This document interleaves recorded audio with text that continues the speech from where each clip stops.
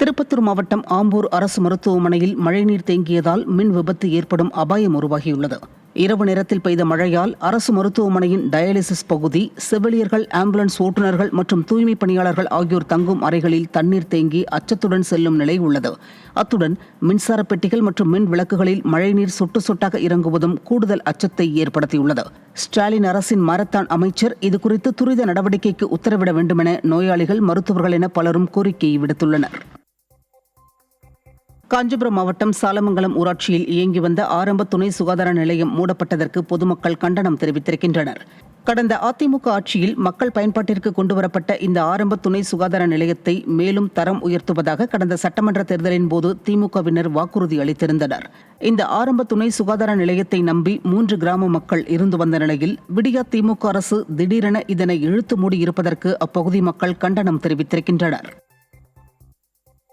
செங்கல்பட்டு அரசு மருத்துவமனையில் பாலியல் வன்கொடுமையால் பாதிக்கப்பட்ட மாற்றுத்திறனாளி பெண் சிகிச்சைக்காக ஸ்ட்ரெச்சரிலேயே 1 மணி நேரத்திற்கும் மேலாக காத்திருக்கும் அவலம் நேரிட்டது. பாரலைஸ் நோய் பாதித்து படுக்கையில் இருக்கும் 25 வயது மாற்றுத்திறனாளி பெண்ணை பக்கத்து வீட்டை சேர்ந்த 42 வயது நபர் பாலியல் வன்கொடுமை செய்ததில் 4 மாதம் கர்ப்பமானது தெரியவந்தது. இதுகுறித்து புகார் அளிக்கப்பட்ட நிலையில் பாதிக்கப்பட்ட பெண்ணை அரசு மருத்துவமனையில் அனுமதிக்க மருத்துவமனை உதவியாளர்கள் எவரும் இல்லாமல் பெற்றோர் காத்திருக்கும் அவல நிலையும் ஏற்பட்டது. நிர்வாகத்திறனற்ற தீய சக்தி திமுக ஆட்சியில் பெண்களுக்கு எதிராக பாலியல் குற்றங்கள் அதிகரித்து வருவதோடு அரசு மருத்துவமனையில் சேர்க்கவும் காத்திருக்கும் அவலமும் நேரிட்டது பலரையும் அதிர்ச்சியடைய வைத்துள்ளது. ஈரோட்டில் லஞ்சம் பெற்ற ஊரக வளர்ச்சி முகமை அலுவலக செயற்பொறியாளர் உட்பட 2 அரசு அதிகாரிகள் சிக்கினர். ஊரக வளர்ச்சி முகமை அலுவலகத்தில் செயற்பொறியாளராக பணிபுரியும் சேகர் என்பவர் ஒப்பந்ததாரர்களிடம் லஞ்சம் பெறுவதாக புகார் எழுந்தது. இதையடுத்து லஞ்ச ஒழிப்புத்துறையினர் சோதனை மேற்கொண்டதில் செயற்பொறியாளர் சேகர் மற்றும் மேற்பார்வையாளர் சுரேஷ்மணி ஆகியோரிடம் கணக்கில் வராத 3 லட்சம் ரூபாய் ரொக்கப்பணம் பறிமுதல் செய்யப்பட்டது. திமுக ஆட்சியில் லஞ்சம் தலைவிரித்தாடுவதாக குற்றச்சாட்டு எழுந்துள்ளது. திருவண்ணாமலை மாவட்டம் வந்தவாசி அருகே பல கிராமங்களில் 100க்கும் மேற்பட்ட ஏக்கரில் பயிரிடப்பட்ட தர்பூசணி பழங்கள் நிலத்திலேயே அழுகும் நிலை உள்ளதால் விவசாயிகள் கவலையடைந்துள்ளனர்.